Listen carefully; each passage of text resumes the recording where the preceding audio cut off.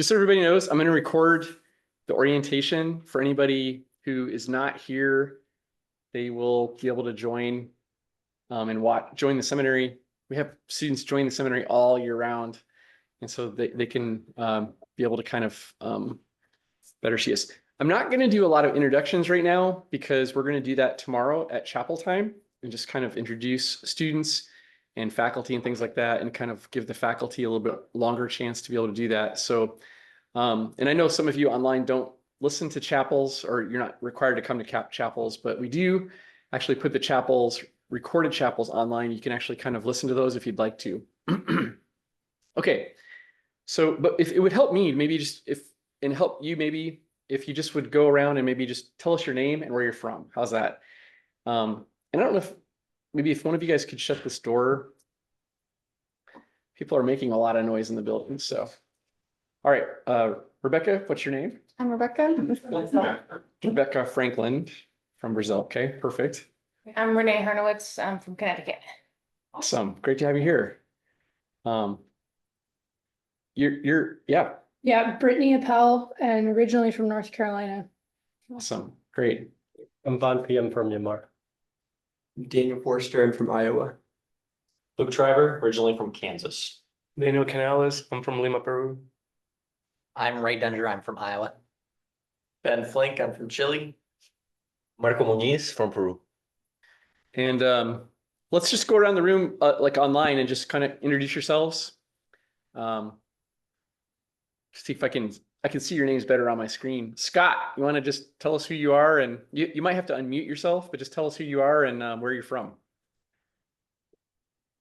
My name is Scott Thompson. I'm from Sedang Bible Camp in Spring City, Tennessee.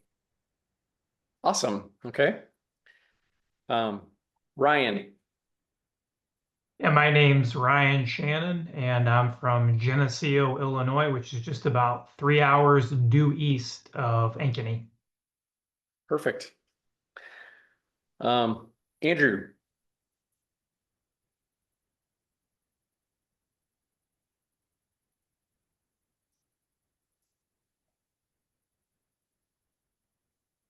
I don't know if you can hear me, Andrew, but if you want to introduce yourself.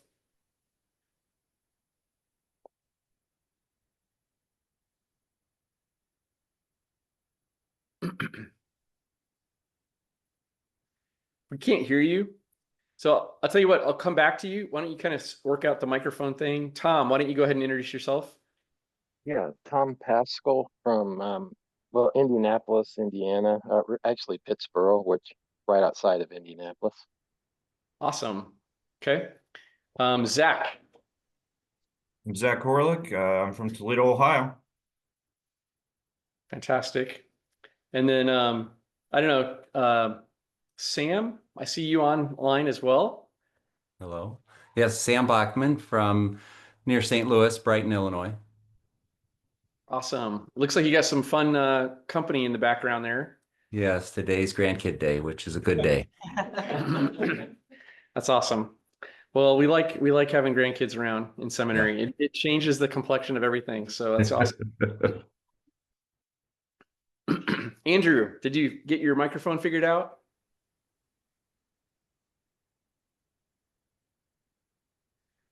For some reason, we still can't hear you. That's okay.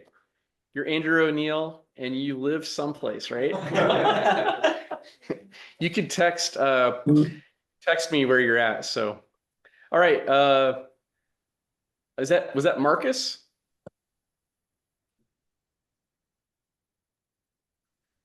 I am Marcus Del Rosario. I'm from the island of Guam. Yep. And Marcus, I almost didn't recognize you. So I don't know. It's just, you don't have your glasses on and you have a hat on. So I don't normally see you like that. So fantastic. And then Ezekiel, you don't necessarily have to say anything if you don't like to. We have a new student from Argentina, Buenos Aires, and he is living on campus, but he's sick today. So we just need to pray for Ezekiel.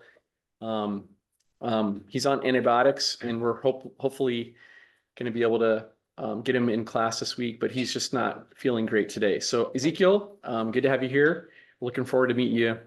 So So Ezekiel has texted me and says hello to everyone. So, all right, who else am I missing online? Is there anybody else online that I'm missing? I can't see a picture of everybody, but I think I just got in. fantastic. Who are you? And tell us who you are or where you're from. I'm Austin Crawford. I'm from Toledo, Ohio.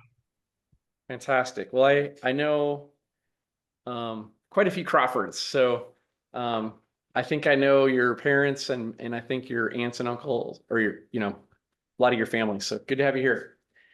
Is All my right. audio working now? It is working, Andrew. Go ahead. Who are you? Yeah. And where are you from? Andrew O'Neill from Minooka, Illinois. Perfect. So, okay. Well, what I'm going to do is I have a PowerPoint here. I'm going to navigate to this.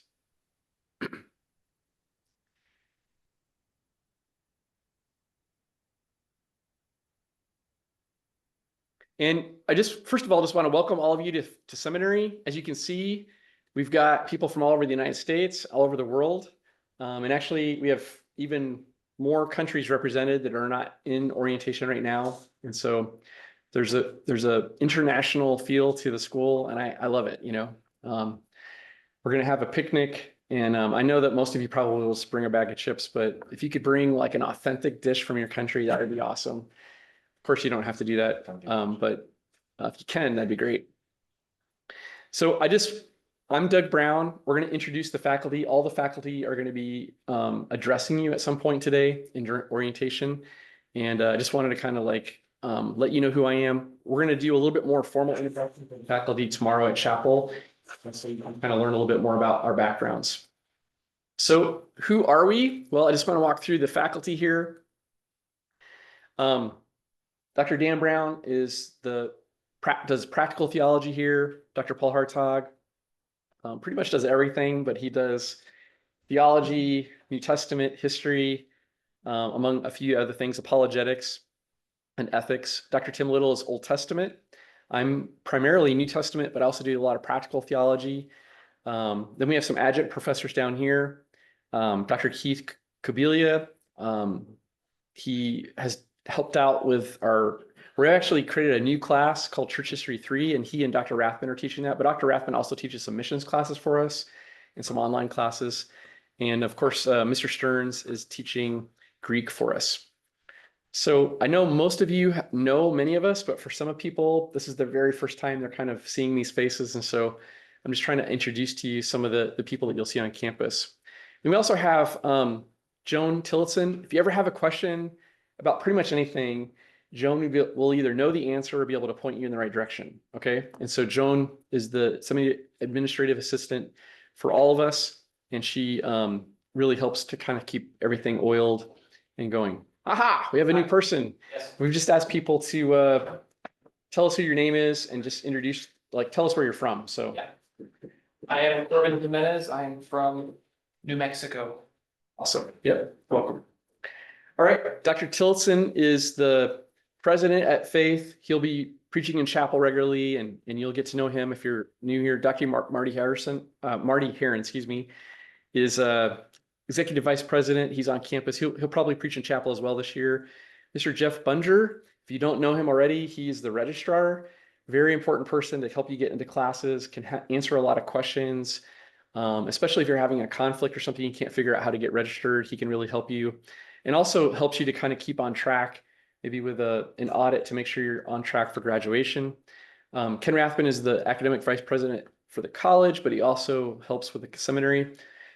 Usually we invite Mr. Paul Bray to come and actually give just to introduce you to introduce himself to you. He's a very nice guy. The thing is, you probably will not meet Mr. Bray unless you're having a problem financially. And then you may be a little bit fearful of going over to the business office, but I just want you to understand Mr. Bray is a very kind, gentle individual, very reasonable. But something happened with his schedule. He's not able to be here today. But if you're having any kind of financial issue, he's usually the person you need to talk to, and he can really help you to kind of work out maybe a payment plan or something that will be helpful for you. And then Mark Davis is also a VP He helps out with enrollment and things like that. So these are key people on campus you may see here and there.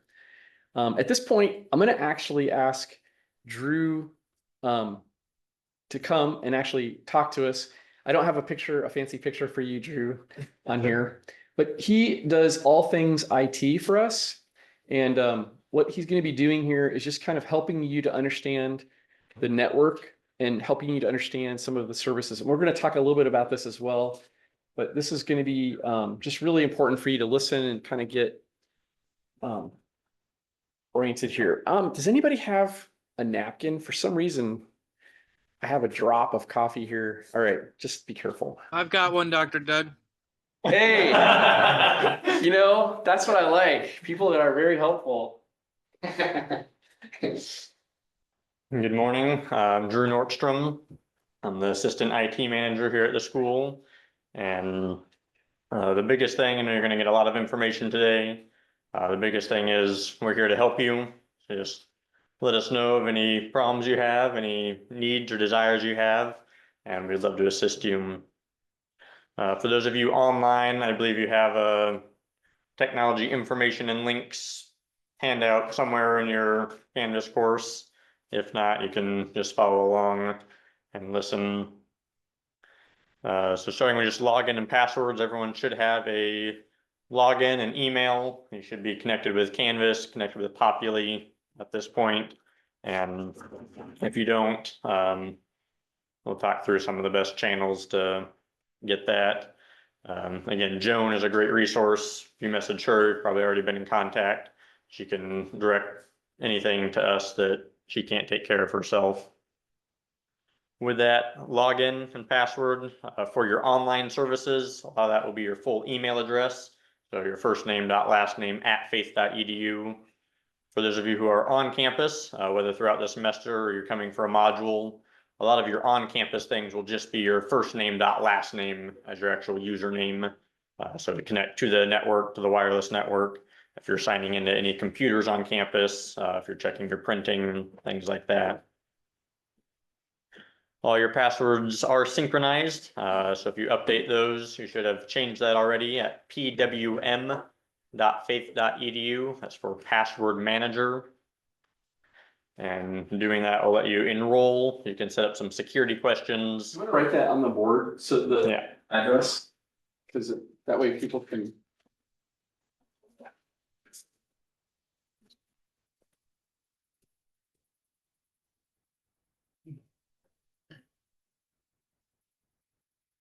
You can set up some security questions. That way, if you forget your password, you can remember 3 other things and reset your password. But you can also just go there and change it if you do know your password. We do ask that you keep that login information private and secure. It is your token to campus access. It's all your billing information, class information. And for your email, we do recommend setting up 2-factor authentication for your emails. Most of you are familiar with that. If you need assistance, let us know. Your email is all under Faith and it's monitored, and it will disappear at the end of your time being a student. So please don't attach it to your bank account. Just use it primarily for school functions. But you can also use it for personal things. If you have any service that would give you an educational discount for having that .edu address, feel free to use that while you're a student. With that, one of the things would be Microsoft Office. They have ceased giving full downloadable versions for students with our licensing, but you are able to get the free apps online. They're pretty limited. They'd be akin to Google Docs, and even more limited in some ways. But with Microsoft, they do offer a student discount. And as of at least last week, you'd register with your personal email address, verify with your faith.edu address, and it was, I think you get 3 months free, and then it's $4.99 a month after that for the full version of everything in OneDrive and the storage. So if you can give up a cup of coffee a month, you can have the full version of Word. Can I just interject? You need to have that, just pay it.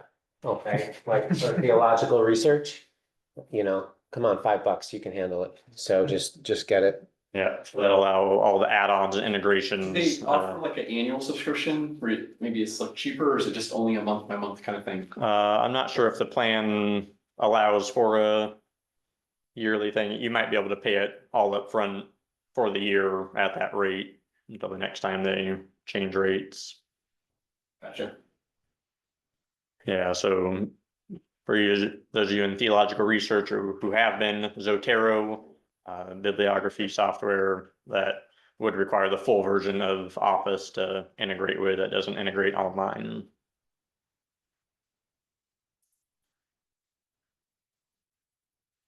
Canvas, Zoom, all of that, you're obviously on Zoom, so good job, figured it out.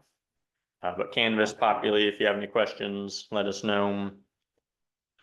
Printing for on-campus students, you should each be given $10 of printing credit per semester, which is typically more than enough. If you do run out of that, you can add money in the accounting office or the library. You should also be able to print to the copier downstairs, and if you need help doing that, if it's not cooperating for you, let us know, and we can get you set up. So we're on that paper, there are a couple links there, you can check your account, check how much funds you have, or that second link from printing from your own device. Again, the biggest takeaway from my session is just, we're here to help, let us know. And support.faith.edu while you're on campus would be the link for all support, whether technical or maintenance or housekeeping. You know, that doesn't apply for any of the online people for the maintenance and the housekeeping, but if you are on campus and see things that are broken, lights that are out, you know, something that's a door handle that's hanging off the door, please let maintenance know. They would love to know about that and fix it. For urgent things relating to maintenance, there's a phone number there, 515-422-5655. That'll go to maintenance's phone. And if it is emergency, you'll have an option to press a button and go straight to our maintenance cell phones. You know, if water is gushing out of a toilet and it's not stopping, please call maintenance, don't put in a ticket.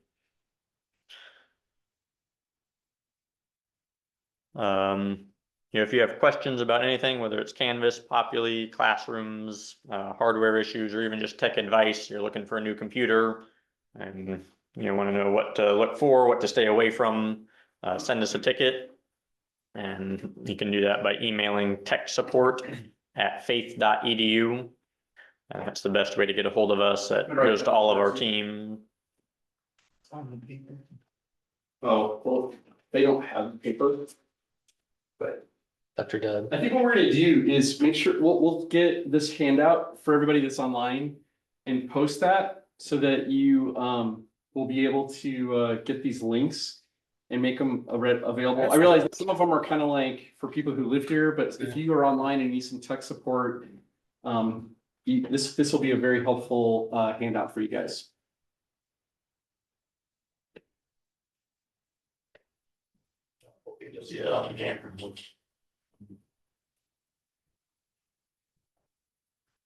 And along with that, with the support things, you know, we can work a lot of magic, we say, we can do some wizardry behind the scenes, but none of us are mind reading wizards. So please let us know if things aren't working. That way we can address them. Don't struggle through the whole semester and get to the end and say, that never worked, and not having reached out to anybody to get that resolved. Are there any questions about anything that was mentioned or anything that wasn't mentioned you have a question about relating to IT and technology?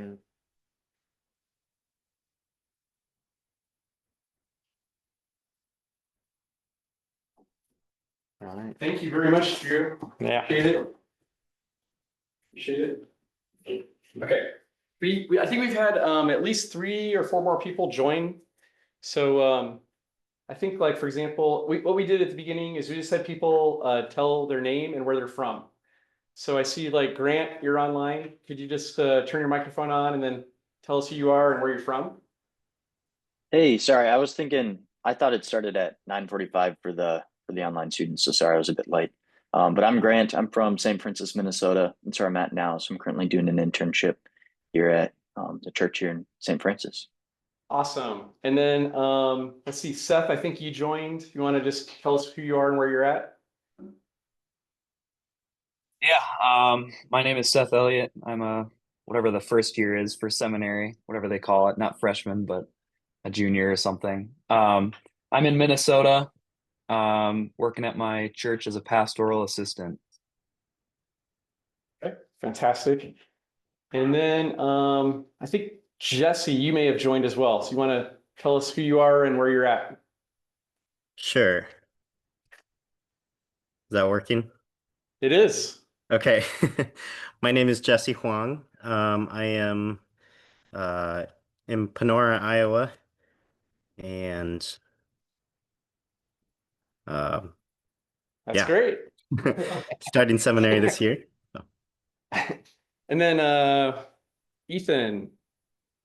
I'm Ethan Hartog, and I'm from Des Moines, Iowa. Okay. Yep. It may have said we're going to start at 9:45, but I think once they got everything done, we were kind of ready to roll. So I thought we would just kind of start the process. So, okay, fantastic. Well, let's go back to my PowerPoint here. And I realize most of you, there's many students who are here who were college students. So these maps are kind of like, you already know the campus like the back of your hand. But for some people, this is the first time they're really being on campus. And so this is kind of like where we're at. We're building 17 on campus. And some of the key places you might want to be familiar with would be number one, Jordan Hall. That's where a lot of that's where the registrar is. That's where the business office is, financial aid. And so if you have anything really to connect like that, that's really important. And then number 5 is where the bookstore is, as well as when we have conferences. So anytime we have like a school concert, Global Reach or Refresh, usually that's where we're going to meet over there with the college students. Okay. Is it getting warmer to anybody else in here? Let's go ahead and close up the windows and just turn on the air. I think we're kind of Guys, stay awake. Now I got to plug with the air. So let's just try one. Let's see if we can get by with one. And then I have another map here. This is kind of Ship Hall. There's parking. We typically don't fill up for parking, but you can park actually on the street. But you can also park at the library, the cafeteria.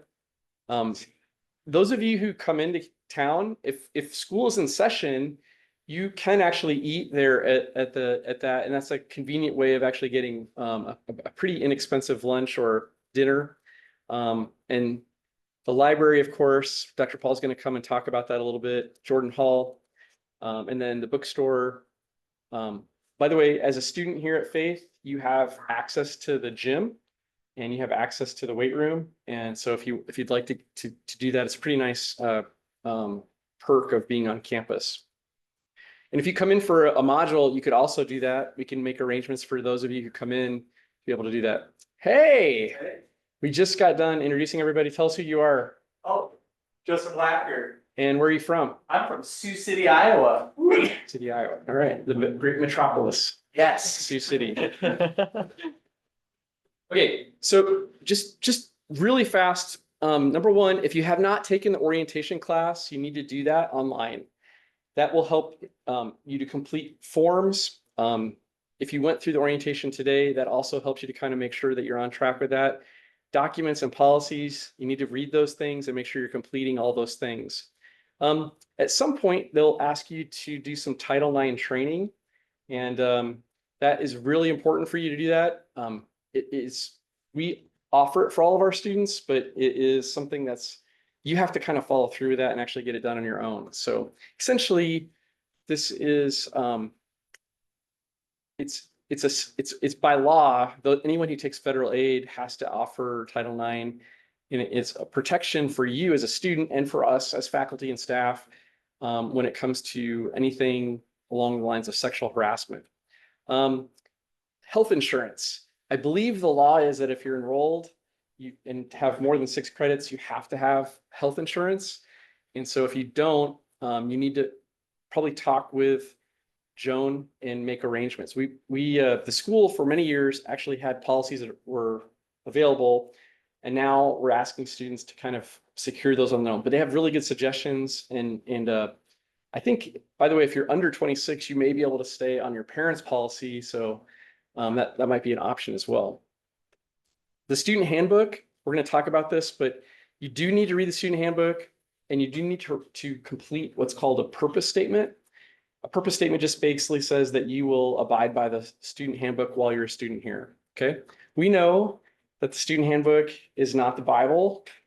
We know that even if you keep the student handbook perfectly, it doesn't guarantee that you'll be sanctified or any closer to becoming more like Jesus.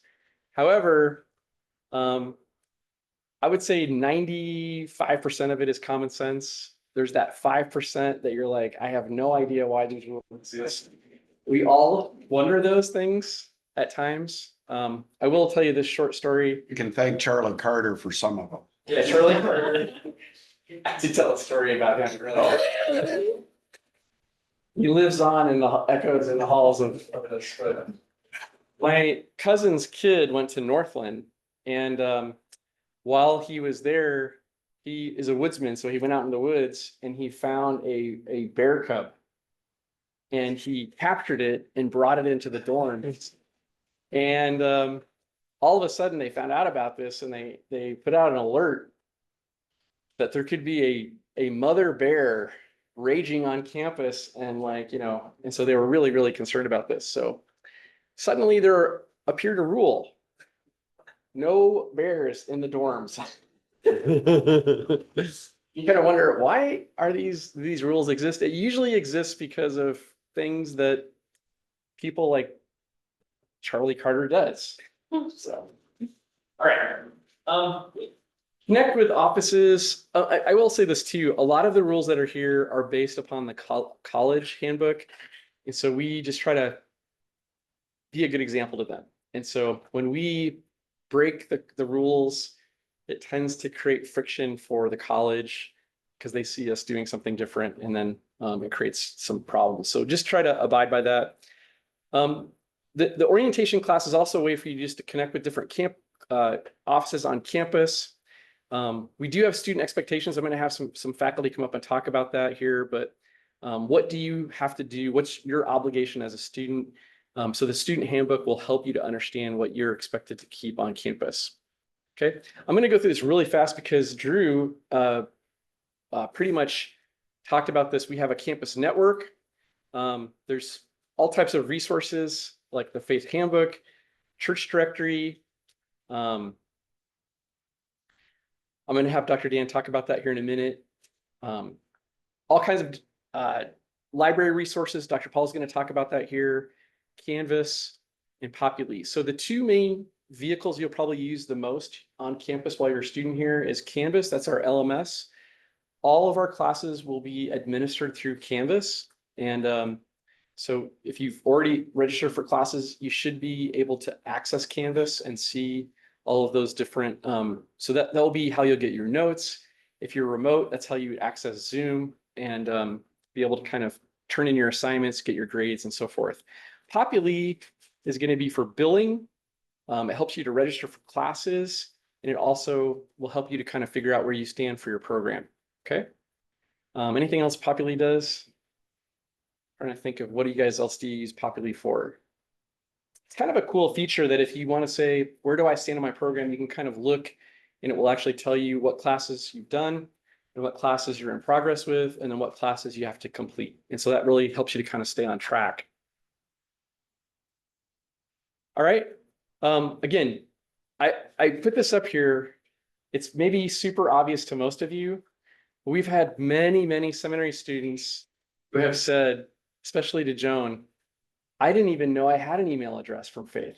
And so we send out regular announcements and things like that. So even if you only use your private email or your professional email, whatever it is, you can link this to forward emails to you so you can kind of follow and keep on track, okay? So notifications are, you're responsible for what's sent to your email.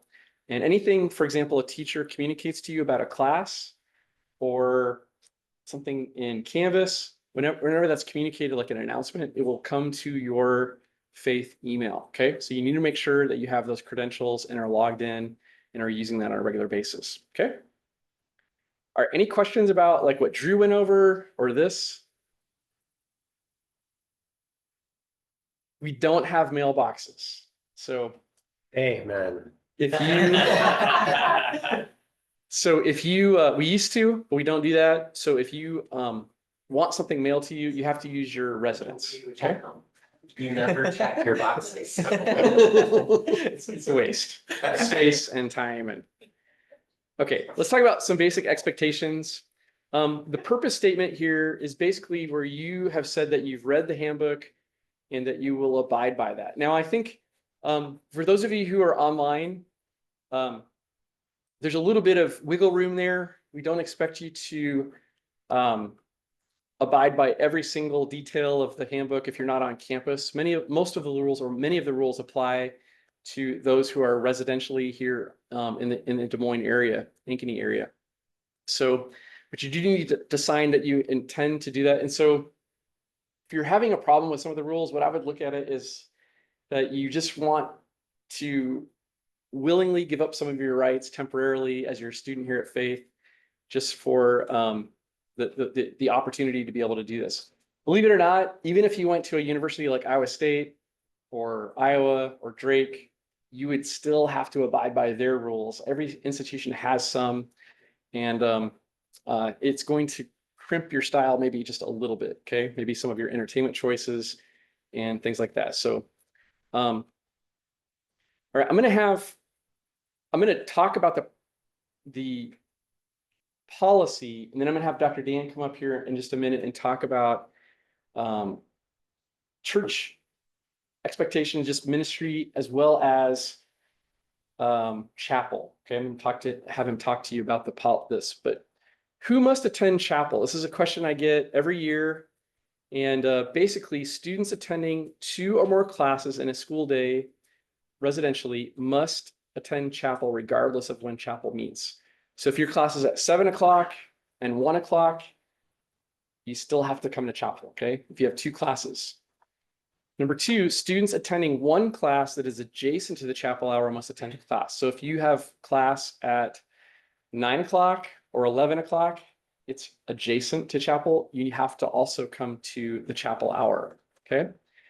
And then currently only residential on-site students must attend chapel. So if you're online, Zoom or module only students are not required to attend chapel, but can participate in chapel through recorded chapels posted online. So if you want to find out sermons, we do have people who like to do that. And so we are trying to post those online so that people can, as long as they get recorded. Sometimes we've had some situations where the chapel doesn't get quite recorded. And so we are trying to work on that. Make sure that it's done properly. This also relates to the conferences on campus.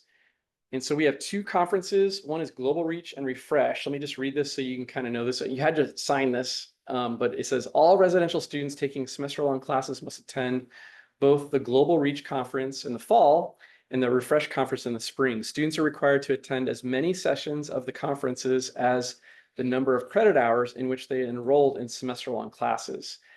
For example, if the student is taking 6 credits of semester-long classes, the student must attend 6 sessions at the campus conference. Module and online classes do not count towards the total sessions needed to attend.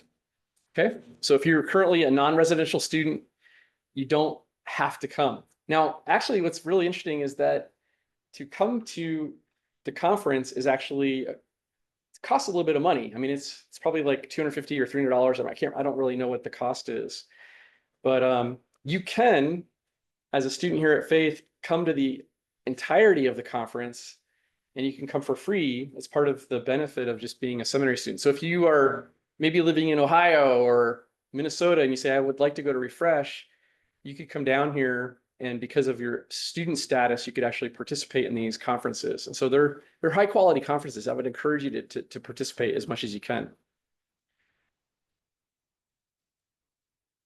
Church attendance and Christian service. So I'm going to have Dr. Dan come. Dr. Dan is he is the chair over the practical theology, all things practical theology here. He also helps he's the director for the DMin program. And so he does a lot of the practical theology classes here on campus. I'm going to have him come and talk about the importance of chapel and church attendance and expectations for Christian service. Hello, glad to have you here. Glad to have you on campus. Looking forward to a good school year. Let me say, just before I do what Dr. Doug wants me to do, let me address the speed of the semester. So the semester, the college is 16 weeks of class time. Ours is 13 weeks. A couple of reasons for that. One is the modules, for example, but we also have, instead of 50-minute periods, we have 55-minute periods. The semester takes on a momentum of its own. It doesn't seem like it's going to be that much different, but I'm telling you it will. And we're going to turn around. We're going to blink twice, and we're going to be 3/4 of the way through the semester. And so you need to be proactive and work ahead. Let me encourage you to not delay and as you schedule. Now you have to be a fairly organized person to get this far in your academic life. You're going to have to pick that up to survive in seminary. So let me just encourage you in that regard. Now, concerning chapel, it is not uncommon for students to devalue chapel. Why do I have to be here? Why do I have to do this? Chapel is important for the faculty. We consider it an important part of your educational experience. And if we consider it important, it therefore becomes important to you. We take time in scheduling. We try to emphasize missions in our chapels. We have a special lecture series each semester. I'm actually doing this semester. Dr. Paul typically does it in the spring. We have special emphases in the spring. We have an evangelistic emphasis for a week. We have another on our school distinctives in the spring. And so we're doing things to enhance what we want you to understand and know as we do chapel. And so we do try to get chapels recorded and posted. The posting is probably with varying degrees of success, but we encourage you to do that. I do need, I think I'm going to need somebody to help me with music this semester for chapel. And if you have some musical ability, we wouldn't mind, for example, occasionally having some special music. So that's not typical for us, but we wouldn't mind having that in our chapels. Let me encourage you, when we have speakers, whether they are in-house or outside speakers, be gracious to them. You don't have to tell them it's the best message you've ever heard, unless of course it might be, but you can still thank them for coming. And if you've appreciated something that they've said, let them know. And that's an important part of your learning to be gracious with speakers when you are in ministry. So we want to encourage you to do that. We also have several times through the year, we will have question and answer times with the faculty. We have small groups, which Mrs. Tillotson will assign you to a small group, and those things are part of the regular schedule that will come up. Let me say a word about your local church ministry, and we want you, of course, to be engaged in a local church. If you are new to the area, we'll give you a little bit of time to find a church. But we want your involvement in the local church to be more than probably what you were doing as a college student. We are not going to look over your shoulder and have you fill out a weekly Christian service account like what you would do in the college. But what our expectations are is that you're going to be having a significant ministry in your local church. That doesn't mean, for example, in our church, we have a Awana. Being a Awana leader is a nice thing, but that's not really a significant ministry. We'd like to have you do something that's teaching. We want you to be engaged. If you are not challenged in your local church, listen, what we do here in the seminary is wonderful, but what you do in your local church is more important. And that's where the action is. And we want you to be engaged in that. Talk to your pastor, see what your pastor can do to give you ministry opportunities. We want you to develop that and have a important and developmental period here while you're in seminary. Learn something new. Find a different niche in order to serve. Find something that you can do to grow. We do want to get to know you while you're here. Don't be afraid to contact us, and we want to be able to have a relationship with you. Let me just to say this as well. Don't lose sight of the goal. There are a lot of seminary students, not just college, but seminary students who get engaged in life. And you get married, you maybe children, you get a good job. We want you to be here and to enjoy your time in seminary, but then we want you to leave. We want you to go into ministry. We don't want you to stay here. That's not what we're trying to do. And so don't let life catch you. If you're headed for ministry, keep that goal in mind. Keep pressing towards that goal. You've got, enjoy your time at seminary, enjoy the fellowship. You actually might have more disposable income today than you will have in the future. That's very possible. There's a lot of really good scholarships and a lot of things to help you through seminary. But keep your eye on the prize and keep pressing forward. Anything else you want me to? That's great.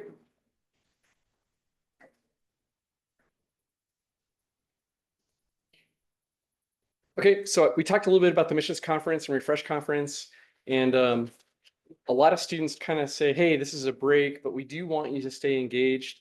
Now you can manage your schedule those weeks if you want to say maybe load up and say, hey, I'm just going to come to all of those things on one day or something like that, or maybe 2 days.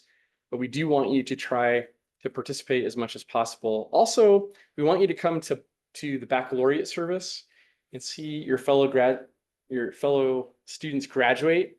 Commencement has been optional lately just because they've been filling up, and so we haven't been requiring students to come to commencement.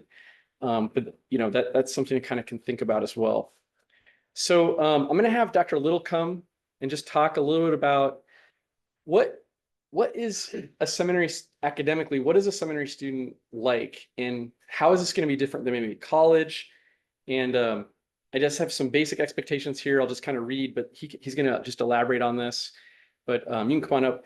Attendance, punctuality, reading, writing. And if you haven't taken theological research, we're going to have you do that right away. Formats of modules, online, traditional. But I think what Dr. Little is going to talk about primarily is just the academic rigor of what seminary looks like. So when you think through being a student here, there's often these two words that are connected to being a student, part-time and full-time. What do those mean? What do those mean? If you're a part-time student, then what does that mean? I don't have to pay attention. We have a problem. Don't worry, I'm full. You're full-time? So often we use those terms to describe the amount of energy that's being used to go through school. And if you have a full-time job, then what does that mean? What does it mean? Yeah, and how much time is that usually? 40 hours. Around 40 hours a week, and sometimes it's more. All right, so if you're a full-time student, then what kind of expectation should you have here in school? Make sense? All right, but a lot of times you start going in school here and then you're thinking, well, I've got this ministry or I've got that job I have to work. And so if you're going to work a 20-hour-a-week job, and then you're going to be a full-time student, well, I don't know about you, but we're generally not very good at math here. But I think we can handle 20 plus 40. And so that's going to mean that you're going to have to then do what with a lot of other stuff in your life? Okay, bye-bye. You might like the Hawkeyes or the Vikings or whatever else, but who gives a snot, really? At the end of the day, you don't have time for that. And so you need to think through, hey, I'm a student here. I'm a full-time student. That means I'm gonna have to devote a significant part of my time and energies to being a student. The theological research class specifically is intended to help you be a more productive student because we assign a lot of reading, right, Dr. Dan? A lot of reading. Yep. Okay, so, you know, if you have a class and you have to read 1,500 pages of reading, well, that means you have to read 1,500 pages of reading. And granted, some of those books have a lot of pictures on the pages, and some of them you can maybe read faster than others. Okay, but you still need to be able to read those books. So the theological research class is kind of helping you with that a little bit to be a more efficient reader, student, studier, and getting through writing. And of course, that's the hang up that a lot of students have is writing. We really struggle to write. Now, there's different grades of writing, and sometimes your professor just wants your ideas. Sometimes your professor just wants your critique of something. All right, that's fine. That's you. But then there's this other kind of writing called like, you know, real research, where we want you to actually produce some ideas. That kind of study is going to be a lot more involved. We expect you to use certain resources and tools that are going to be the best resources and tools. I remember when I was beginning in college, there was a resource, Barnes Notes. How many of you are familiar with Barnes Notes?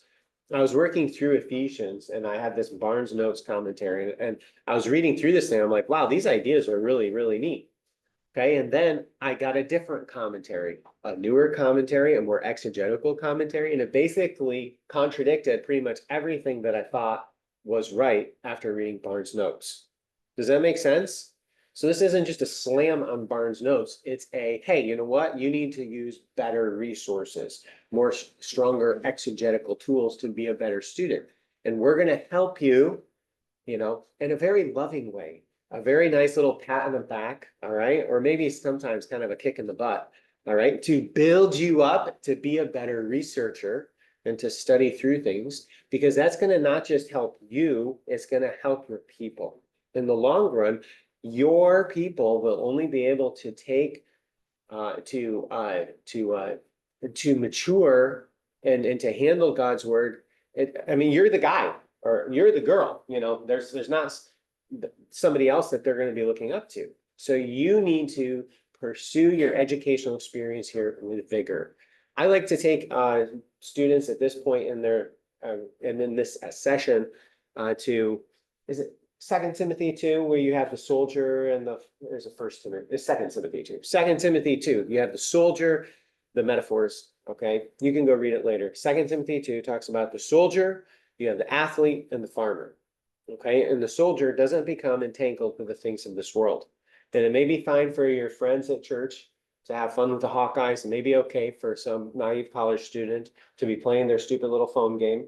Okay, it may be okay with, you know, the young lady on her phone and playing with getting on her social media accounts. For you, there's this little fancy thing that our phones have on them. If you hold down on the app for long enough, it starts to shake. And this little X shows up in the corner, okay? You know what you need to do? You need to touch the X. And you need to get rid of some of the stuff that's in your life that's distracting you from being a successful student. You need to shape your affections to want to read, to want to write, to want to excel. And you're like, I don't really like reading. That's okay. you have a problem. What's your problem? You don't like reading. That's a problem. All right, we're here to help you.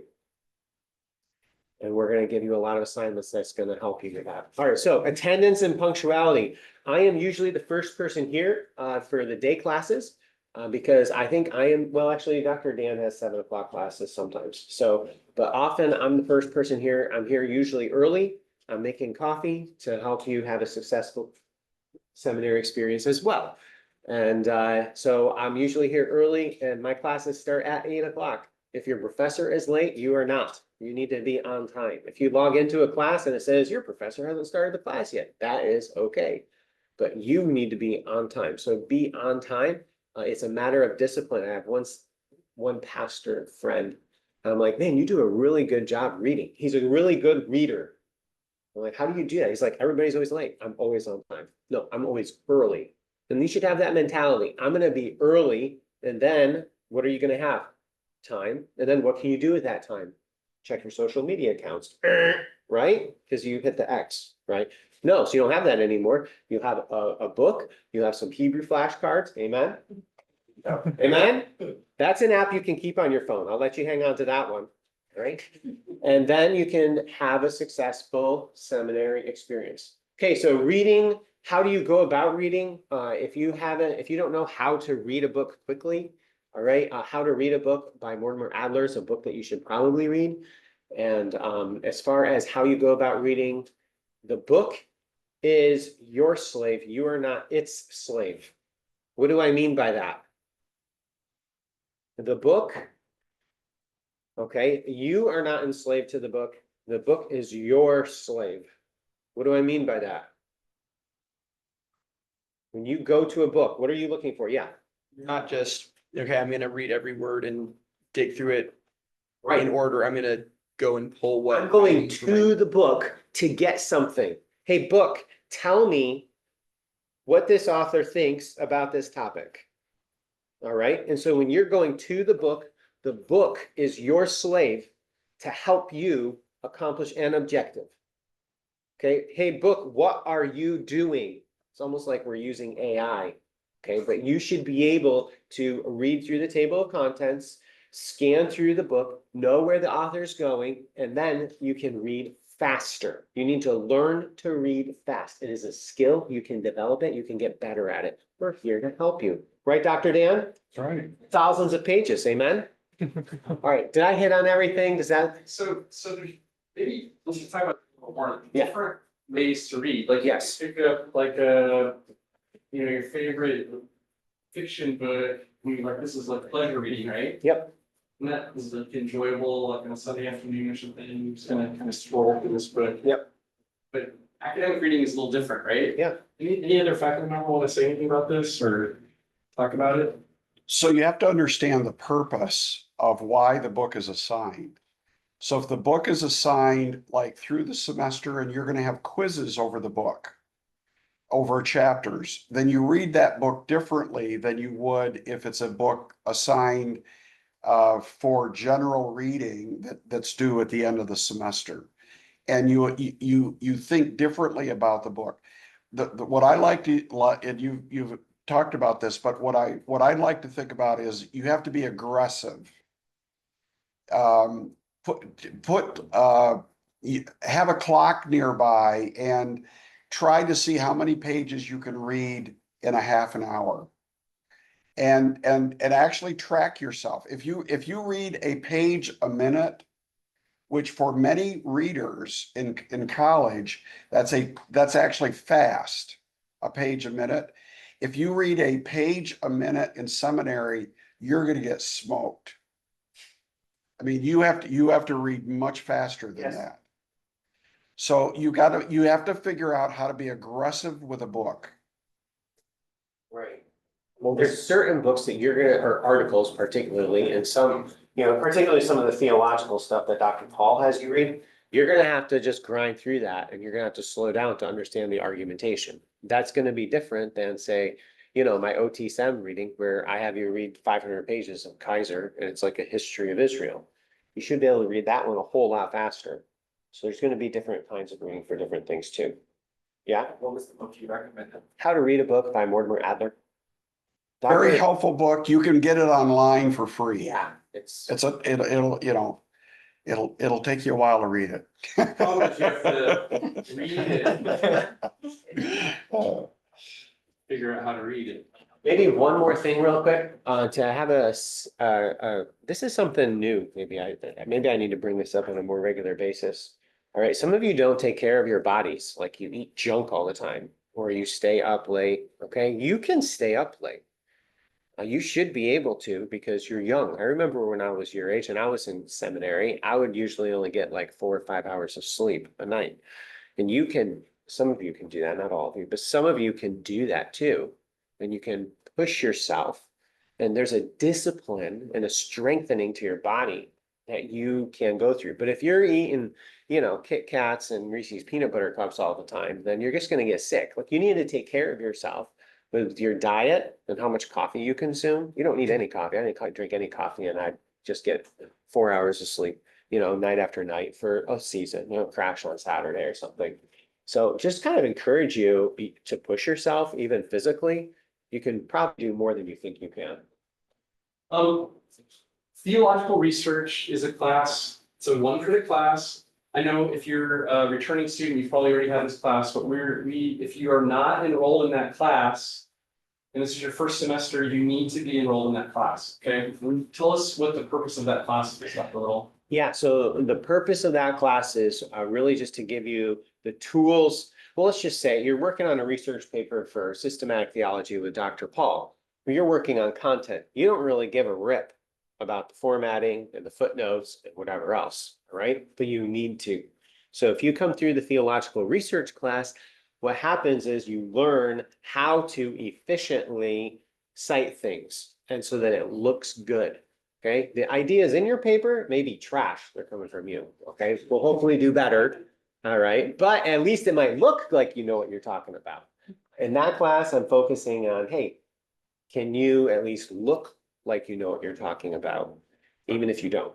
So I don't grade on argumentation in that paper. I used to, but we had a conversation where it's like, well, they're at their beginning of their experience here. Maybe we don't need to grade on argumentation so much.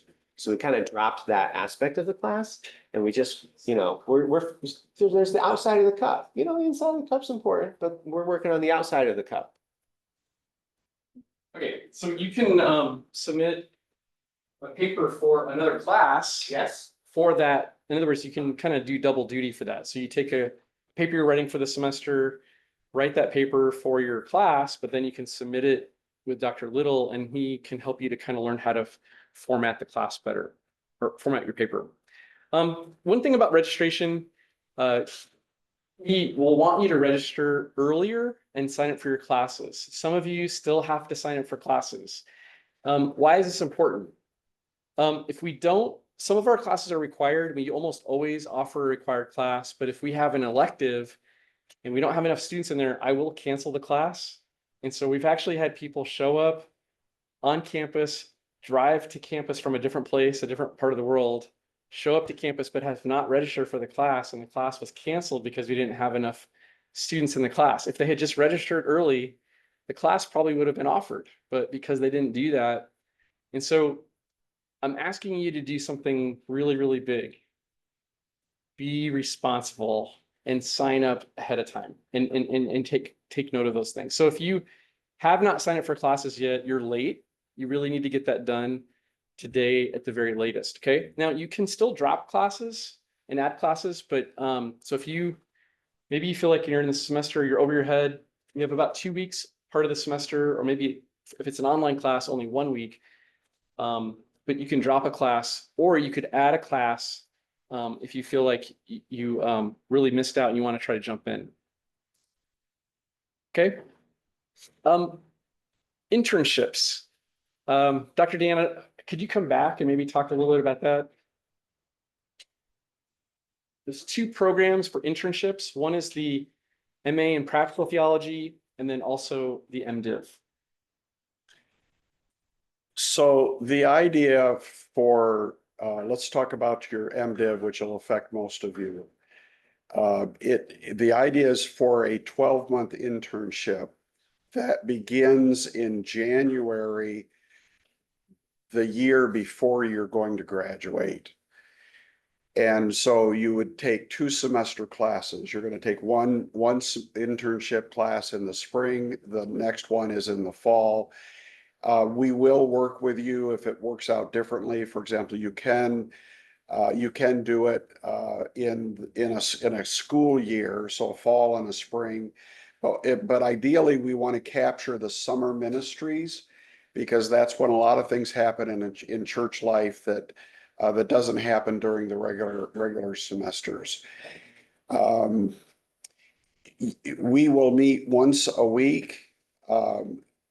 And the work, however, is done in your local church. So I call it a non-academic hour, in which we will talk about all kinds of things ministry related. Sometimes we have special guests that come in, and but we will meet once a week throughout those 2 semesters. So if you're in MDiv, you would adapt that to your situation. So if you're obviously a guy, it might be a little bit easier. And if you're a lady, then we would actually get you plugged in with your local church, or perhaps a missionary situation, something like that, where you can get plugged in. So we would like you to do your internship in a church that knows you. Many of you have done an internship, for example, in the college, and for a few weeks, a summer, part of a semester, you'll go someplace, maybe they know you, maybe they don't, and you trail somebody, kind of thing. That's not what we're talking about for an internship. So we have expectations. We work with churches. Churches are very cooperative with us. I'm very careful that I am not telling churches what they need to do in ministry. I got to bend over backwards. I actually get criticized at times for not communicating well with pastors, but that's intentional on my part, because I'm not their supervisor. I am the student supervisor, not the pastors.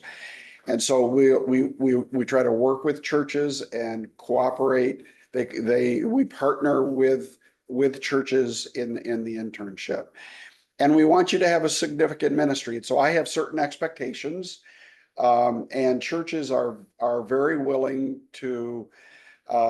Sometimes they don't know what to do with an intern, and so we help them understand what an intern looks like, and how to construct that. And they are. I've never had a negative experience with a church. I've had some interns that didn't always do what they were supposed to do, but all of our relationships with churches have gone superbly. This is like the 22nd year that I've been doing this with churches. So we want to encourage you towards that. If you are in an MA program that's not in practical theology, then you don't have that internship. By the way, if you are in an MA in practical theology, it's typically a 1 semester internship rather than a full year. We have provided longer, but usually it's an abbreviated, because it's a smaller degree, shorter degree. Okay, thanks, Dr. Dan. Okay, just recap some of the finances. I know some of you have been around for a while and you kind of know these things, but if you're new, you do need to have, by law, some type of insurance, and so health insurance. And so at some point they will ask you this, and they'll follow up with this. So probably within the first couple of weeks, you need to secure internship, some type of insurance. And then we have lots of scholarships available. I know, hopefully, if you're residential, you've applied to the Preston Trust Fund. Those interviews will be coming up here in a couple of weeks, and Lord willing, you'll be able to secure some extra funding for that. But we have lots of scholarships. If you're struggling financially, let me know. We'd love to be able to try to help you as best we can with some help funding. And then there's a thing around here. If you have some outstanding fines, like maybe a library fine, you can't finish your classes. So those are exam permits, which that's usually what happens is you've somehow not made arrangements with the business office, or you have a library fine, and because of that, you can't actually take your finals. So just make sure that you've taking care of all those things. We do a thing around here called assessment. And what that is it helps us to know whether we are accomplishing our mission and goals as an institution. And so every once in a while, we will ask you to do a few things extra. So if you're an incoming student, you actually have to take like a capstone exam. And we will have you take that when you leave, and we'll kind of see how you've grown and things like that. And so if you are a new student and have not yet taken that, we'll expect you to do that. I think it's in the orientation class, or we will send that to you, and we want you to do that here the first week or so of, it takes approximately anywhere from 20 minutes to an hour, depending on how fast of a student you are in test taking. But then when you graduate, all MA students also will take a portfolio where you actually have to, it takes approximately 5 hours to complete the portfolio, but you'll have to do a number of steps in the final semester of your schooling here. And all of those things are done for us to be able to kind of capture what you've learned here at Faith. It doesn't reflect on you and your grades. It just simply helps us to know whether we're doing our job or not. Okay. So we have probably the biggest one is that if you're an MDiv grad, you will have a sit-down interview with the faculty for a couple hours, and you will have to defend your doctrine. So what you believe. Title IX training, I already mentioned this. Have you guys been notified about Title IX? Okay, it's coming. And so I would look for an email. You usually have to watch a video, read a policy, and just basically say, I've completed this. It just lets you know your rights, okay? Kind of lets you know your rights. We will vote on student officers this week coming in chapel. So I will be taking some nominations and we usually try to have the student officers be residential students. And I think last year, Jordan and Ben were our two officers and Abby. So we will, Ben is around, but we'll just take nominations and see who is able to serve. I'll ask if you're nominated, I'll ask if you'd be willing to serve, and then we'll have an election and get that underway. So the activities we typically do are, we're gonna have a picnic. I don't know did you bring any flyers for that, Wes? They were downstairs, I saw, but we'll talk about it in chapel this week. But on Saturday, we're gonna meet a local park and have a cookout. And so we want you to bring your significant other. It can be a spouse or girlfriend or boyfriend. It could be someone that you think, like, it could be, we want you to bring your family basically. And it's a good time just to get to know each other socially and kind of get introduced to that. So it's going to be Saturday night from like 5 to 7:30 or something like that, maybe 8 o'clock at the latest. Children are invited. There's a nice park. Playground there. It's a really nice park. And it looks like the weather is going to cooperate. So, all right, I'm going to have Dr. Paul come and talk a little bit about the library. And I'll get out of my PowerPoint. Do you want to use my computer, or are you able to even type? I'm gonna try it. So Dr. Paul had a spill last week, or maybe a major accident. I'm not really sure, but we are so thankful that he is. Want me to invite you? Yeah. If you bring up your Zoom, I can invite you.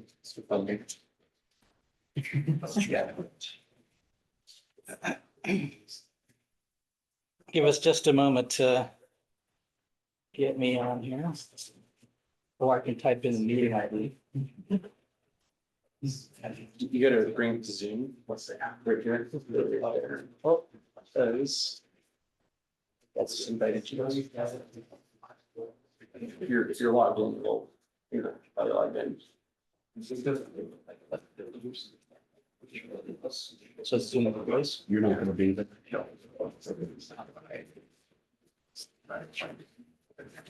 Sorry. It's a little bit more complicated now. So anyway, Dr. Paul was driving home in the evening on was it last Wednesday? Yeah. And the cat ran out. Was the cat black? It was not. It was not an unlucky cat. And anyway, he went head over and hit his arm, broke his wrist. And then also Perkins eye instead of. And spraying my other wrist. So I broke 2 bones. And basically a suicidal cat decided he wanted to die. Started right out in front of me. Thing you gotta do here is turn this. Said the last second, so I tried to stop, but then I ran over him, but then that sent my bike like a bucking bronco. It just lifted me out. So I'm airborne like Superman. And then landed here first. Did you? Right, the cat is request. Tried to find the cat afterwards, but I couldn't. He's down to 8. Fine. I'm not quite sure what happened to the poor guy. So, but kind of painful. So, well, welcome to the library part here. I'm going to briefly try to describe how to do some research type stuff. So, I think what I can do. Okay, I can share. How many of you love libraries? Yeah, all right. So, see if I can get a few more of you to enjoy the libraries. And so we're going to look at the library catalogs, open access materials, EBSCOhost, Dual Resources, WorldCat, HathiTrust, etc. is kind of where the plan is. Let's see if I can share. While we're doing that, something else I could do is I could load here in chat for the extension students here. So you should be notes now. Okay, thank you. I'm going to add into the chat for those of you who are far and away. I just put in the Word document there for all you guys. So if you look in the chat, distance students, you should be able to find it. Okay, let's try this. Looking at the beginning here, I should be coming up right there. All right, so library catalog. If you go to faith.edu, so you're in any type of location and you come to our faith.edu, you go over to a couple different ways of doing this. You can come down to the library down below. See library down here, or you can go through. That's not shared now. Let me try the other share. Here we go. All right, so library down here, or you can go like for the current students, go to the library. I'll be really fast. We're taping this if you need to see this later, or if you have questions. So you go to the library catalog. It's called Atrium is the software. And what you can do is you can search for anything. When you put it in quotes, it's called a Boolean operator. Boolean operator is just a fancy way of saying that you can do some magical things. For example, if you put quotes around it, then it searches for it as a phrase instead of separate words. If you just do pastoral theology without quotes, then it'll find anything that's pastoral, anything that's theology, and put all together. If you put it in quotes, then it's going to make it a Boolean operator and do it in some form of that record side by side. What you can then do is you can actually do advanced searching. So let's try that. We're going to go here to advanced searching, and we are going to narrow it down to online resources. So we choose that and we finish out the search again. Now you notice something in common with everything that comes up. They all have that kind of gray box with green on fire book or something. These are all online ebooks. So the way it works is you can open these. Most of these are available through our provider EBSCOhost. So you can open one of those and then the online book comes. So it's very helpful for you who are far away in Ohio or Minnesota, whatever. And then you can do a couple of things. You can search, you can actually download, as you see over here. Some of them are PDFs. Some of them are EPUBs. So you have different formats that are available. So the difference primarily would be PDF. You're gonna have to like download the whole thing to scroll down to see page 60, whatever. In the case of EPUBs, I see here on the right, you can jump right into the chapter that's relevant to you rather than having to scroll down a PDF. But that's not dependent upon us. The vendor, the publisher gets to decide how to publish that. There are some other things. A quick question. Yeah, go ahead. If you do that, do you just then have access to the PDF or does it disappear? Or So you have access to the PDF until you shut it down or whatever. Yeah, because otherwise They don't want to lose money on. Can't like download the PDF. Okay, Send it to the so it's just active on screen. Correct. Okay. Some of them have like a amount you can actually like take down, like 50 pages or whatever, right, et cetera. Most of them will not allow you to print the entire document. Okay. Okay. All right, so then we have directory of open access journals is what's next there. So let me go backward here for a moment, back to the library page. All right, so open access journals is right here. So this is things that, once again, you can search from afar. And so you can choose articles rather than the entire journals. Oh, did it freeze? Am I on the wrong one again, probably? Go back. I will unhinge and rehinge. Thanks for letting me know. Okay. Give it 5 seconds. Here it is. All right. So this is the DOAJ, not the Department of Justice, but the Department of Animated Justice. So DOAJ is the open access journals. You can choose the article. And just this morning, I'm looking through here, I chose Society of Friends in quotes, because that makes it a Boolean operation of having to be that as a phrase. So things come up here. When I do that, 89 indexed articles come up. So of course, if you're familiar with Society of Friends or Quakers, that's what's coming up there. Now, if I do something that's slightly different, so I'm going to go Menno, as in Jacob Menno, and 887 things come up. Probably quite a few of them have to do with him. Or what I could do actually is I can put an asterisk at the end of that. What that's going to do is it's going to allow me to bring up anything that starts with Menno. It's a wild card, i.e. Mennonite. Anything that starts that way, the asterisk is a wild card that to bring up anything that starts that way. So that could be helpful if you want to kind of find some things that are in different kind of endings there. Do be aware that DOAJ is not only theological. So as you look down here, the first hits that come up actually are not theological ones per se. All right. Moving backward, let's go then to EBSCOhost. EBSCOhost is also available through our library page. So it's right here. I've already brought it up here. I was kind of playing around here on my laptop this morning. So the example I have here. Can I ask a quick question about that? Yeah. So the password keeps updating, right? Correct. And that's available right on the library resources page, right? So at any given time, I'll show you where those passwords are. It's available through Canvas in any class whatsoever in the lower left-hand corner of navigation. All right, so I'm on our major page here. Oops. I get asked this question a lot. In July, we get It's asked. in my theological research class where I show them where to find it. But I think they But the password changes every year. And so students who have been accessing it, they're like, where do I get that information again? So let me bring up a Canvas page. Here's the Canvas page. In the lower left-hand navigation, you have a little eye. Looks like an information eye, or looks like a stick person. Whatever you think that looks like to you. It's kind of like a ink blot test or something. So you bring up patent library resources.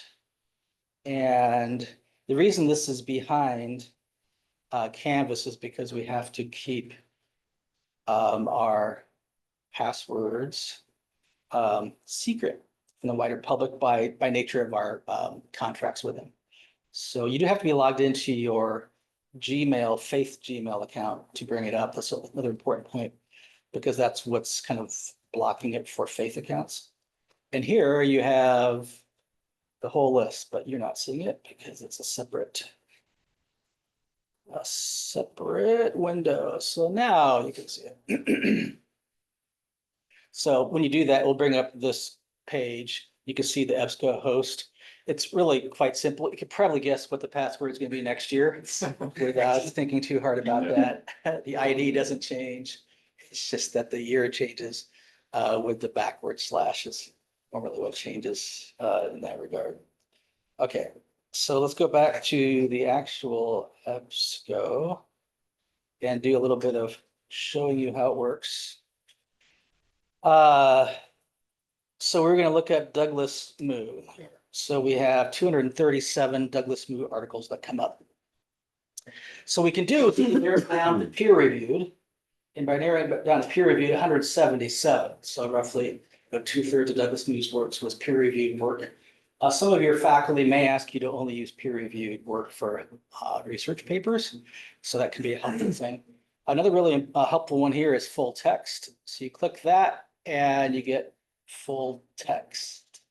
So they have this little thing down here, says access now PDF. When you click that, you suddenly have full access to that article. In this case, you can download it, you can print it, you can do whatever you like to do with that. You can send it yourself, save it, separate it. It's supposed to be used, of course, for academic purposes. You can also limit it by year. You can limit it by language, those types of things you may not perhaps be using quite as much as some of the other limitations. I know that in theological research, another kind of helpful tool that Dr. Tim is going to stress is once you're in something like this, you can click this little guy here for cite. In his case, actually put using Zotero probably, but you can cite, it doesn't say Turabian, but Chicago Manual of Style is like the Turabian type style. So you can actually just cut and paste, put that in your bibliography. And I always encourage you to proofread these things because sometimes it does weird things like puts everything in capital letters type thing, even though it's not meant to do that. You are responsible for the final product. So you can't blame the database if it's doing things like that, but it's really helpful to kind of see what that looks like. Do be aware that EBSCO is primarily an academic database. And so just to kind of give you an example about that. If you look at, say, Albert Mohler, let's say, although he's written lots of stuff, three things come up inside of EBSCO host. You can see if Al brings up more. Nope, Ethan still brings up three. Because his primary kind of writing is not academic type audience, right? Now, if we take off the peer reviewed, it does move up to 17. In other words, in case of Al Mohler's case, inside of EBSCO host, only 1/5 of it is academic oriented. That's not his audience. Per se, take off the full text for being 25. Another thing to be aware of is that you have different databases. So right now we're working with ATLA, but you can switch things. And CPI, for example, is smaller. ATLA is everything from Jewish to Muslim to liberal, Protestant to Catholic. It's just the biggest one of religion in the US. CPI tends to be more conservative evangelical type indexing that goes on. So for example, in the past, the Baptist Bulletin has been indexed by CPI, but not by ATLA. So you can select that. And actually, let me go back a second. You notice there's also the library one, which doesn't affect you guys much at all. Probably you're not going to be doing library information science, but that's a freebie because it's a library. So they give that one to us for free. So that would be the difference between, like, say, CPI. And actually, like in a case like someone like this who does more like the smaller journals at times with the more conservative evangelical ones, I can show you what that would look like. So 246, if you combine ATLA and CPI, in the case of my authorship. But if you narrow it down and take off ATLA, you could actually, if you're interested, you can see all the way down to library science, actually. So 23 library science type things. But you can also have CPI, and that would be more like Detroit Journal, the old Baptist Bible Seminary, things like that. So 89, and you kind of scroll down and you have Detroit Baptist Seminary Journal, Theological Librarianship, Detroit Baptist Seminary Journal. The good news is that most CPI now is being merged into ATLA. So it's just coming right in. So you can kind of gather it all together. All right, Gale resources. So what's next here? So Gale. Gale also, you have that password through Canvas.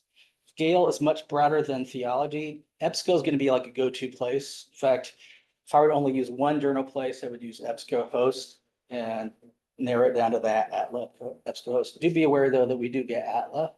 And because of that, we do have some history ones on here, US history, world history, religion and philosophy over here would be an example of that.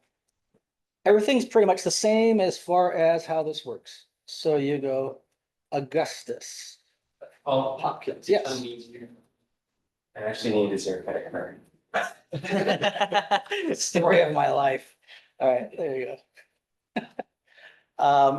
Can I use it later? So, yeah, that's aren't you glad you came to orientation? So we have Augustus Hopkins Strong, some academic journal articles come up. There are filters on the right. I won't take time to show all those. It's the same as what it's like. All right, let's try WorldCat. So WorldCat, it's getting a little bit squirrely on us, not just us, but everybody. What happens is when people realize they have lots of info and info can make money, sometimes they start blocking full access to pay for things. But still, you can find different things here. So Holy Fire Fell. It's a good charismatic title here. So Holy Fire Fell, this is a history of Nazarenes, actually not charismatic, but Wesleyan holiness. What happens is I have in here geared to where I am, which my home address is Des Moines, Iowa. You could change that to Ankeny, Iowa. So currently my number 5 of my keyboard's not working. So let's keep it as Des Moines, Iowa. We still have that same laptop. I still have the same. Oh, you laptop. So it's branching out from where we are to the nearest libraries. So University of Iowa Library is the closest that owns it. Nebraska, then Wheaton over in Illinois, William Rainey Harper in Chicago, all of it Nazarene, which makes sense, it's Nazarene. And then Andrews up in Michigan and then Gracie. So I won't keep going, but it's really helpful to kind of see if you actually have to go and drive somewhere. University of Iowa has the largest religion holding in Iowa. I believe Faith is second. Our primary borrowing partners are actually Emmaus and University of Iowa. Otherwise, we go out to Chicago area normally as we would borrow next. Okay, I will keep moving unless you have any questions about that. If not, let's try the backside. So the backside is going to show some other kind of free stuff you can do on the web. So the Hathi Trust is really good for historical research, and it has things that are not copyrighted anymore. So it's kind of a helpful thing. And you can see it right here. And similar to that is the Internet Archive. You can see that here. And then Project Gutenberg. All of these are like collections of non-copyrighted stuff on the web you immediately grab. I'm not going to show you all of them. I won't take time to do that. You can even try my little examples there if you wish. I'm just going to show you one thing about Project Gutenberg, and that is that Project Gutenberg is more than simply text. So they also try to collect other things. And I believe when you first search Westminster Abbey, you'll find books over there, of course. But you can also find some sketchbooks over here to the right. Sometimes you'll find pictures, for example, they can download of such things. And it's all free on the web. All right, the next one I'm going to show you, Open Library, is a little bit more complicated. So through our web page, let's go backwards here. So here's our library web page. we'll come down to open library. This one you are going to have to form a membership. So I am already logged in. To log in the first time, you have to give them an email and then form a password. So you like a user ID and a password. That's all you need to give them. You don't need to give them any monetary things. It's a completely free thing.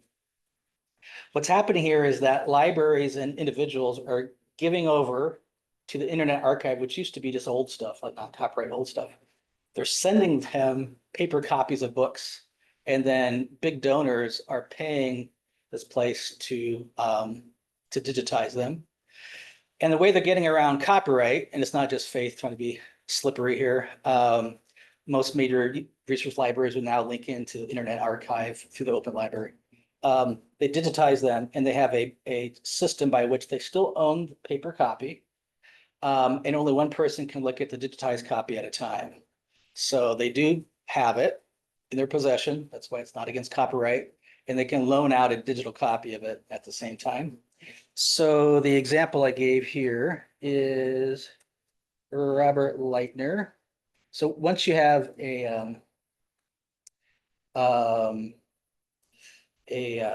membership with them, I guess membership, if you want to call it that, but then you can start to do different things like search and so on.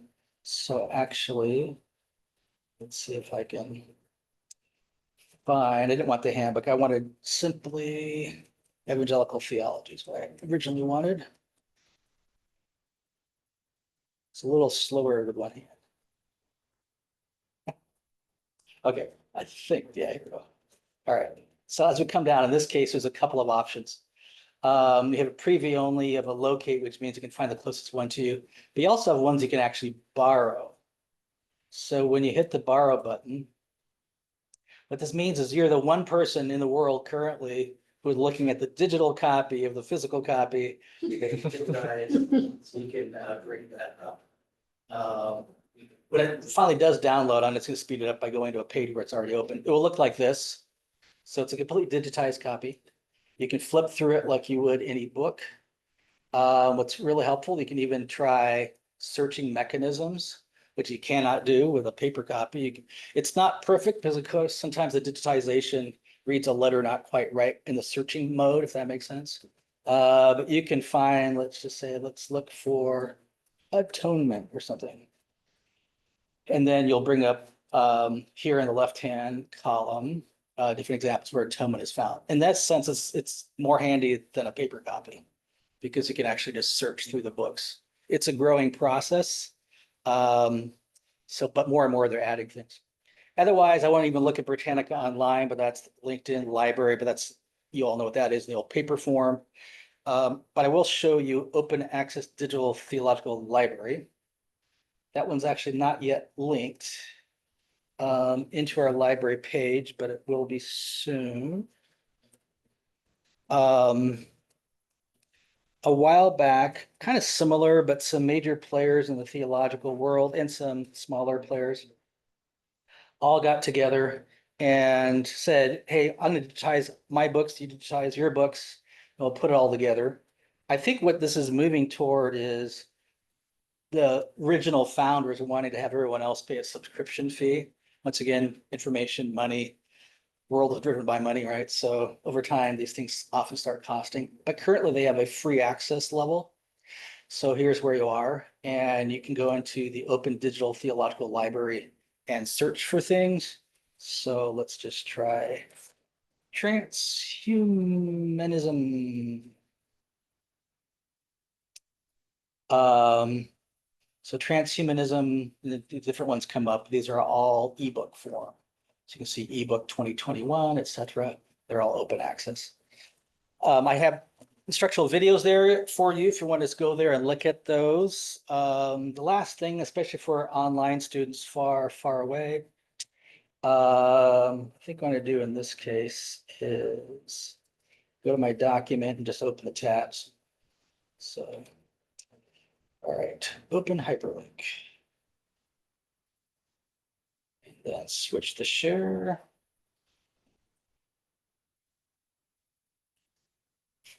All right, so there are two borrowing networks that we're a part of. The first one is ACL, which once again is traditionally more of evangelical background, broadly thought of. So you can see everyone here on the right. And so Faith is there under number 25. We are there. But then you can look at the map. The curious thing about the map has traditionally been, if you live in the Rocky Mountain area, sorry, but there's lots of other places that you can go to.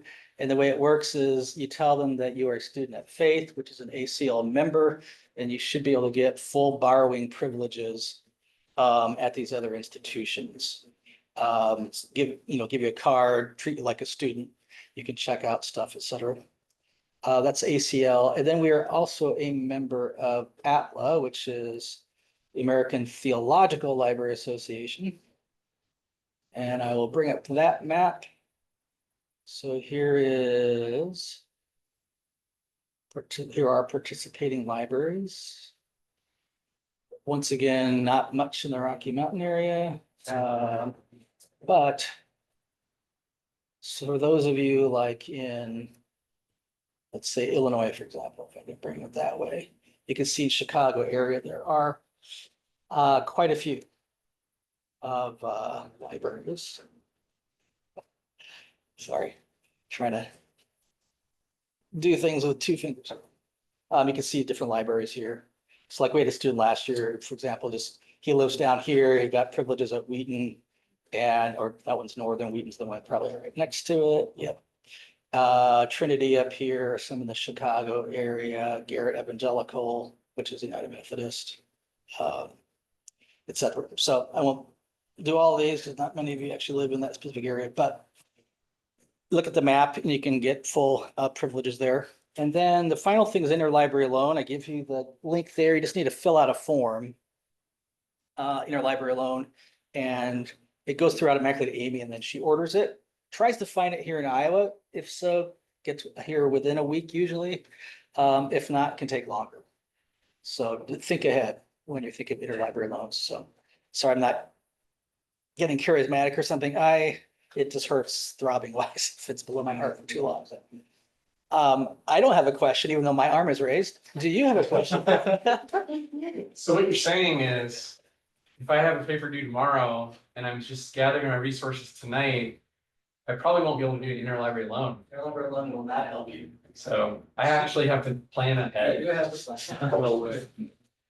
With journal articles, if she can get them in PDF form, which is pretty common, she can usually get those in 3 days, but there again, she can't do them in 4. Yeah. Finding ahead is key for research. Yes. Do you want to talk about the nooks in The nooks in the reference room. Oh, yes, thank you. So we have Carol. Put your arm on the back of the chair. Smart. Turn the chair and. Beautiful. Looks like a stage. Like the next in the reference room, we have carrels in the reference room that you can reserve as seminary students. So undergrads may not do that, with some few exceptions of some scenarios. You can put your name there and you can leave your books there overnight and not have to bring them back to your dorm or your residence, bring it back. It's you're in the middle of a research project, you can just stash them there. When we're in their faith library books, we do ask that you do check them out originally, otherwise some going to the stacks won't know, like, book's gone, and it'll say it was supposed to be here, but it's not. So you check it out, but you just leave it there. So I think 6 or so of you, Ethan, how many last year did that? But 4, I know that a few of you, including Luke and Kevin and others, were there a lot. Nate was there quite a bit too. Also, I think it might be helpful long-term in discussions if seminarians want such reference type spacing to use advantage of it this year, to be a statistical fact, to help out with future discussions about spacing. Because it's gonna go bye-bye. I'm just saying. So if you like completely quiet areas, which is what the reference room is, it can be a helpful thing to have. So. And just a side note, if you're in there, couples are less likely to go in there too from the college. It is. Yep, totally, yep. The idea that I'm supposed to be there. If you want to relax, and we do have two new lazy boys in the Nettleton area that you prop open, really nice. You kind of open up that area. That's actually what I was working on. I'm doing baseboard and carpet cutting and putting the drywall in there. When I left late. I think it looks kind of nice and it's wide open and it's two nice areas. And that's not the completely quiet area. And there's like group tables back there you can use too. Yeah, I think getting a carrel is really helpful because you can keep your books there and you don't have to keep moving all your stuff around. You can also use the seminary building after hours and on the weekends, because if the library is closed, you're looking for a place to go. Seminary building is that we just ask that maybe you don't, study over here with your girlfriend or something like that, or boyfriend. So we'd like to kind of keep it a very platonic study hall kind of place. So. Other questions? All right. Thanks for your time, especially online students. If you have any questions about that, feel free to contact me and try to answer questions. You want to disengage? Yep. Yeah, let's see here.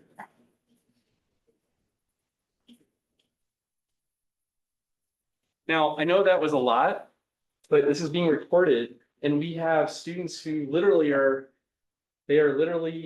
students all over the world. And they don't have access to a library. They may not have access to libraries anywhere. So if they are studying in like South Africa, it's more remote. These online tools become incredibly helpful in ways to kind of get things accomplished. And so one of the things Dr. Little will teach you, but you're going to learn this too, is that a lot of times when you're doing research for I would say this is a difference between collegiate scholarship and seminary level or graduate level scholarship, is that we expect you to get into the journals, we expect you to get into the bigger issues and to use better quality resources. And so that is going to be one of the things that you're going to have to kind of develop an appetite for and kind of develop a mindset for, okay? And so it's going to take some time. Daniel. I noticed on the resource page that JSTOR was listed. Do we have any special access with our faith accounts, or is it just the normal? You do, but currently the only database that we have is more of a leadership business one for the OL program. There are various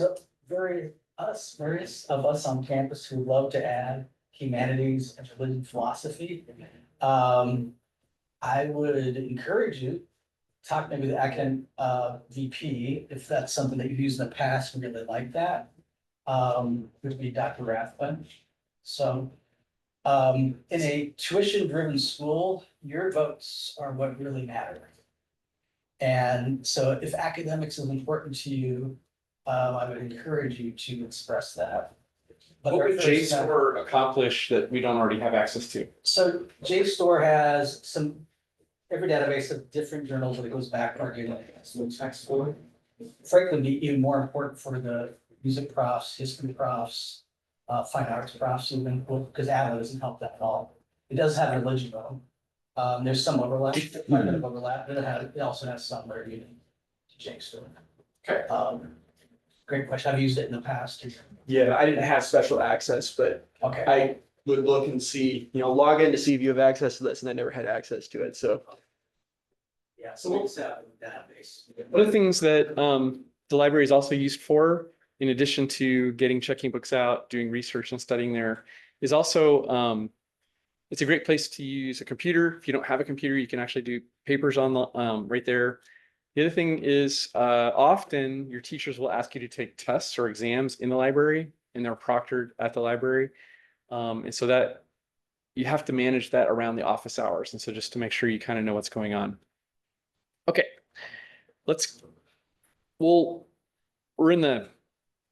we've passed third, we're coming into home here. We're kind of getting close. You will be asked to do yearbook photos. And if you are on campus, we want you to definitely show up for that, okay? We don't want to have a smiley face where your face should be. So any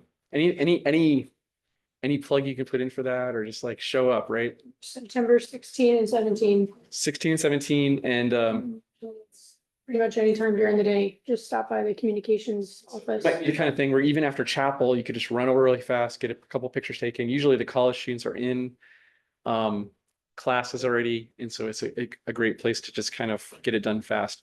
Link services, they're working on this and actually making it much better. But basically what this is a way for you to get your name out to do some pulpit supply on the weekends.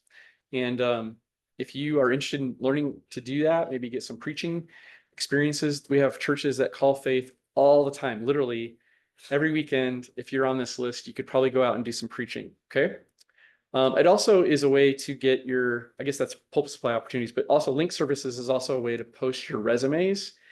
And the name of this is kind of changing, I think, but this is the idea is that we're trying to connect churches with people who are looking for ministry opportunities and trying to put those things together. Right now, it's primarily churches, but I think that we're trying to do that also for like Christian schools and different kinds of ministries. I think, maybe in the future, it could even be something like missions. Yes. Well, I think the pulpit supply is only for preaching. What's that? I don't think so. I'm not completely sure though how many non-pastoral opportunities there are. Is Mrs. Tillotson in charge of She's that? in charge of that. So you could ask that question to her. Yes, that's for sure. I know for the undergrad, they often ask for me. Piano player, say. I know you have those skills. So, dining services, obviously, this is if you need a meal, you can go over and just purchase a meal. But you can also purchase a plan. And so there are seminarians who actually do that. At the Eagle's Nest, there's also like a coffee shop. And so if you need to get something, rather than running over to Casey's, you can just buy it here on campus. This is, I think, my last point. We do have, I think what Joan is calling this, instead of Women of Faith, is she's calling it SWEET. Okay. And so what that is, it's an acronym for Seminary Women Encouraging and Exhorting Together. What is this? Well, this is an opportunity for not only the ladies who are in seminary, but also your wives. And we've also had people who are having like maybe a serious girlfriend join this. And it's an opportunity for mentorship and for discipleship. And so what Mrs. Tilton will do is reach out to you and we'll find out if you'd like to meet with one of the seminary faculty wives or Joan. We have like several women who have done this in the past. And usually it's to set up a time of Bible study and prayer. I think there's a discussion maybe even going on this year of maybe seeing if maybe they could do some collective meetings together. And it's a way, one of the things that Dr. Dan mentions, and I think this is 100% true, is that when you go into ministry, you got to bring your wife along for the ride. And she needs to be growing and changing with you. So this would be a great opportunity for you to maybe help your wife to gain and grow. You're going to be growing exponentially in your studies, and you really want your wife to be kind of growing and changing and kind of thinking about what ministry looks like for her as well. And then again, it's just voluntary, but even for our ladies that are our seminary students, many of them have taken advantage of this as well. So what I'm going to do is I'm going to pass this around. And what we would like you to do is just to put your wife's name and email address, not your email address. We know that if we send it to you, chances that your wife gets this are pretty much very, very low. And so we would like, what is your wife's email? The other thing that we're trying to implement is this. So I'm going to actually start this right here. I'm going to give it to Wes. It's going to go across the aisle. It's going to go to Marco. It's going to come all the way back here. It's going to end with Rebecca. You're not saying you will do it. You didn't put your wife's. Well, I want to make sure she wants to do it. No. That's not what this is. You want her to be able to make the decision with you, obviously. But what I want you to do is put her name on it and her email address. Thank you for doing that. Let's see if my assistant, I can make him do this. So Joan would like to be able to communicate with your wife directly. Okay. So, all right.